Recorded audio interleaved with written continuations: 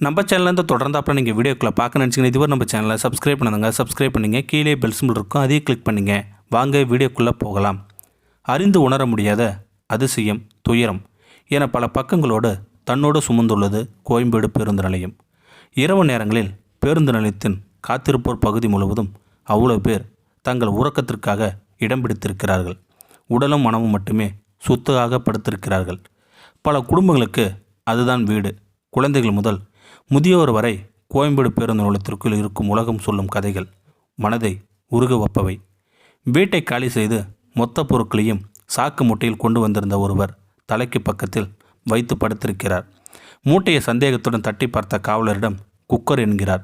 இன்னொருவர் துணியை தலையணையாக்கி தூங்க முயற்சி செய்கிறார். தலைமாட்டில் சாமி படத்துடன் ஒருவர், குழந்தைக்கு பால் கொடுக்கும் பெண் ஒருவர், காலுக்கு மருந்து போட்டவாறு ஒரு முதியவர். காவலர்கள் இங்கும் அங்குமாக வலம் வருகிறார்கள். வாக்கி டாக்கி வலைவரிசையில் மாறிக்கொண்டே இருக்கிறது. ஒரு குழந்தை விளையாடி கொண்டு களைத்து போட்ட பொம்மைகளாக இருக்கிறது அந்த இடம். கோயம்பேட்டில் உள்ள ஆதரவற்ற மனிதர்களின் வயிற்றை விட கொசுக்களின் வயிறுகள் நிரம்பி இருக்கிறது. இரவு நேர பாதுகாப்பில் பெண் காவலர்கள் 4-5 பேர் எப்போதுமே இருப்பார்கள். அங்கிருக்கும் பெண்கள் குழந்தைகளை அழைத்து விசாரிப்பார்கள். பசியோடு உள்ள ஒருவருக்கும் சாப்பாடு வாங்கி கொடுக்கும் பெண் காவலர்களை பார்க்கலாம். பேருந்து நிலைய நுழைவாயில் காவலர் பணியில் இருந்த 30 வயது பெண் காவலர் சரண்யா. இங்கே தூங்கும் பலரும் வெளியூர்லேருந்து வந்தவங்க தான். காலையில் போயிடுவாங்க. சிலர் தங்கறதுக்கு இடம் இல்லாமல் படுத்துட்டு காலையில் போயிடுவாங்க. ஊரை விட்டு ஓடி வந்தவங்க, குடும்பத்தில் நிராகரிக்கப்பட்டவங்க, வேலை தேடி வந்தவங்க என பலரின் கதைகளை கேட்டால் தூக்கமே வராது. இப்போ கூட சேலத்திலேருந்து வந்துட்டு எங்கே போகிறதுன்னு தெரியாமல் அழுதுகிட்டே இருந்தா. பெண்ணை விசாரித்தேன். அம்மா அப்பா இல்லாமல் மாமா வீட்டில் வளர்ந்துருக்கா. அந்த பெண்ணுக்கு படிக்க ஆசை. மாமாவால் படிக்க வைக்க முடியல. சென்னைக்கு கிளம்பி வந்துட்டா. அண்ணா நகர் ஹோமில் விட்டுட்டு வரத்துக்காக ஒரு காவலர் போயிருக்கார் என்றார். நேரம் 1:30 ஆகியிருக்கு. வெற்றிடத்தை காற்று நிரப்பும், மௌனமும் நிரப்பும் என்பார்கள். ஆனால் நினைவுகள் மட்டுமே நிரம்ப சில வினாடிகள் அமைதியாக இருந்துவிட்டு மீண்டும் தொடர்ந்தார். இங்கே நைட் டியூட்டிக்கு வந்த நாளிலிருந்து ஒருத்தர் தினமும் நைட்டு 9 மணிக்கு 2 குழந்தைகளோடு வந்து படுப்பார். பசங்களுக்கு வயசு 10க்குள்ளே இருக்கும். பொண்ணு பேர் தீபா, பையன் பேர் ஆகாஷ். வீட்டு வாடகை கொடுக்க முடியாமல் காலி பண்ணிட்டாரு. காலையில் இங்கேயே குளிச்சுட்டு கூட்டிகிட்டு போயிடுவார். ஒரு நாள் நைட்டு தீபா கிட்ட பேச்சு கொடுத்தேன். அம்மா புத்தி சுவாதனை இல்லாமல் தொலைஞ்சிட்டாங்க. அப்பா தான் எங்களை பார்த்துக்கிறாரு. 4வது வரைக்கும் படிச்சிருக்கேன். அப்பா காலையில் ஸ்கூலில் விட்டுட்டு வேலைக்கு போயிடுவார். ராத்திரி 8 மணிக்கு தான் வருவார். ஸ்கூல் விட்டதும் அப்பா வேலை செய்யும் இடத்துக்கு போயிடுவேன். சில சமயம் ஸ்கூல் பக்கத்திலே இருப்பேன். அப்புறம் ஸ்கூல் போகிறதையே நிப்பாட்டிட்டேன்னு சொல்லிச்சு. அந்த 2 பேருக்கும் அடிக்கடி சாப்பாடு டீ வாங்கி கொடுப்பேன். அந்த குடும்பத்தை எழுப்பாதீங்க, அவங்க தூங்கட்டும். கான்ஸ்டபிள் சரண்யாவின் நைட் டியூட்டி கனிவு. பொதுவாக இங்கே தூங்குறவங்கள 4 மணிக்கே எழுப்பி விட்டுடுவோம். அவங்கள மட்டும் 6 மணி வரை தூங்க விட்டுருவேன். அவங்க அப்பாவுக்கு எந்த கெட்ட பழக்கமும் கிடையாது. குழந்தைகளே உலகமாக இருக்கார். 10 நாளைக்கு முன்னாடி அந்த பொண்ணுக்கிட்ட ஸ்கூல் சேர்த்து விடட்டுமா என்று கேட்டேன். சரின்னு சொல்லியிருந்துச்சு. அடுத்த நாளே எனக்கு வேறு இடத்துல டியூட்டி போட்டுட்டாங்க. ஒரு வாரம் கழித்து வந்ததும், அக்கா ஸ்கூலில் சேர்த்து விடுறதா சொன்னீங்களே, எப்போன்னு என் காலை பிடிச்சிட்டு கேட்டா. 2 நாளைக்கு முன்னாடி குடிகாரன் ஒருத்தன் இந்த குழந்தைகிட்ட தப்பாக நடக்க முயற்சி பண்ணியிருக்கான். நான் ஆளை அடித்து விரட்டுட்டோம். அவளோட வருங்காலத்தை நினச்சா பயமாக இருக்குது.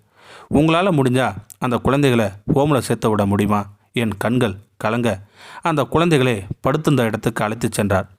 தந்தியுடன் படுத்திருந்த அந்த குழந்தைகளை சுற்றி நிராகரிக்கப்பட்ட உலகத்தின் கைகளும் கால்களும் தலைகளும் உறக்கத்தில் இருந்தன. புகைப்படம் எடுக்க ஆரம்பித்தோம். 4-5 காவலர்கள் சூழ்ந்து விட்டார்கள். விசாரித்துவிட்டு அந்த குழந்தைகளை எழுப்ப முயற்சி செய்தார் ஒருவர். அந்த பெண் காவலர், வேண்டாம் சார், கொஞ்சம் முன்னால் தான் தூங்குனாங்க, காலையில் பேசிக்கலாம் என்றார். இதற்குள் சேலத்து பெண்ணை அண்ணா நகர் ஹோமில் விட்டுவிட்டு வந்த இன்னொரு பெண் காவலர், அந்த பெண்ணு மேலே படிக்கணும்னு சொல்லுது, நல்ல மார்க் எடுத்திருக்கு, +2ல் 750 மார்க்கு, அழுதுகிட்டே இருக்கு மேடம், மனசுக்கு கஷ்டமாக இருக்குது என்றார். முன்பின் தெரியாதவருக்கு கலங்க மனமும் இருக்குது. எங்களை பார்த்ததும், நீங்கள் போயிட்டு காலையில் வாங்க, நாங்கள் குழந்தைகளை இங்கேயே இருக்க சொல்கிறேன், இவங்களுக்கு நல்லது நடக்கட்டும் என்று அலைபேசியின் வாங்கி கொண்டார். காலை 6 மணிக்கு சென்று பார்த்தபோது அந்த இடம் முற்றிலும் மாறி இருந்தது.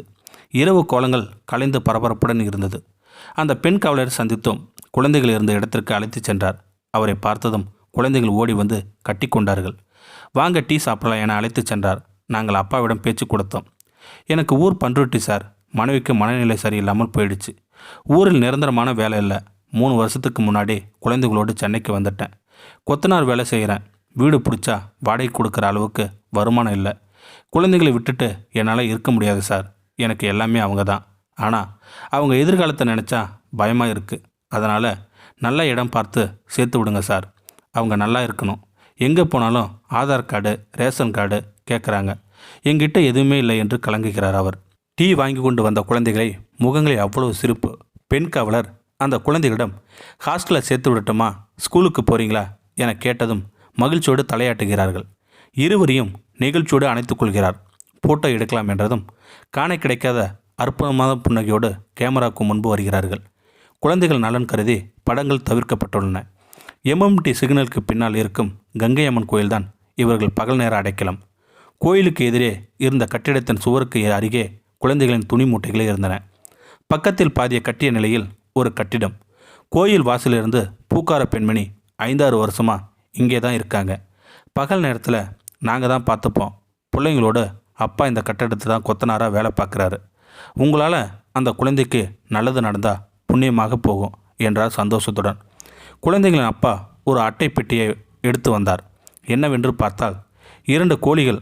அந்த குழந்தைகள் அன்புடன் வளர்க்கும் 2 ஜீவன்கள். எக்மோர் டான்ஃபாஸ்கோ ஹோமில் பேசிட்டோம்.